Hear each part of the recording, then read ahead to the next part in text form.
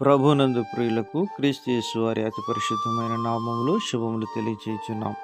ఈ దినము హెబ్రోన్ క్యాలెండర్ వాగ్దానము. ప్రభావము గలవాడని మనుషులు యెహోవాను కొనియాడుదురుగాక. యెషయా గ్రంథము 42వ అధ్యాయం 12వ వచనంలో దేవుడు ఈ మాటలు తెలియజేస్తున్నాడు. ఇశ్రాయేలు దేవుడు యెహోవా పరిశుద్ధుడు పరిశుద్ధుడు పరిశుద్ధుడని యెషయా గ్రంథం 6వ అధ్యాయంలో దేవుని దూతలు పరమందు ఆరాధించుటను మనం చూడగలుగుతున్నాం.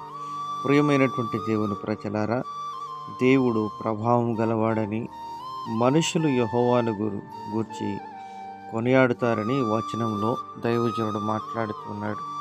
దేవుడు ఎంతో ప్రభావం కలిగినటువంటి వాడు. ప్రభావ మహత్యములను ఆయన ధరించి ఉంటున్నాడని దేవుని వాక్యం సెలవిస్తూ ఉంటున్నది. యేసుక్రీస్తు ప్రభువారు శరీరధారిగా ఉన్నటువంటి దినాల్లో, ఈ భూమిలో ఆయన సంచరిస్తున్నటువంటి దినాల్లో రక్తస్రావం కలిగినటువంటి స్త్రీ ఆయన వస్త్రపు చెంగు ముట్టినంత మాత్రమున నేను బాగుపడదని అనుకొని ఆయన యొక్క వస్త్రపు చెంగును తాకినప్పుడు ప్రభావం ఆయనలో నుండి బయలుదేరి ఆ స్త్రీని స్వస్థపరిచిన విధానాన్ని మరి సువార్తలలో మనం చూడగలం.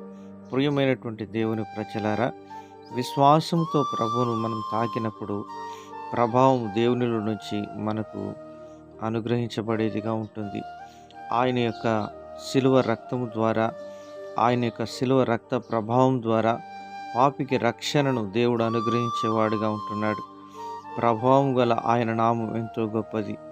ఎందుకనగా 2000 సంవత్సరాల క్రితం యేసుక్రీస్తు ప్రభువారు సర్వ మానవాళి యొక్క పాప పరిహారం కొరకై సిలువలో తన రక్తాన్ని చిందిస్తూ వచ్చినాడు. ఆ రక్త ప్రభావం ఇప్పటికీ ఏమాత్రం కూడా తగ్గిపోకుండా విశ్వసించిన ప్రతి ఒక్కరిని పరిశుద్ధులుగా చేసి నిత్య జీవానికి వారసులుగా చేస్తూ ఉన్న సత్యాన్ని మనం ఎరుగుదుము. అనేక మంది ఈ యొక్క ప్రభావం చేత ప్రభావితం చేయబడి వారి జీవితాల్లో పెను మార్పును చూస్తూ వారు దేవుని యొక్క పరిశుద్ధతలోనికి పాలివారుగా చేయబడుతున్నారు.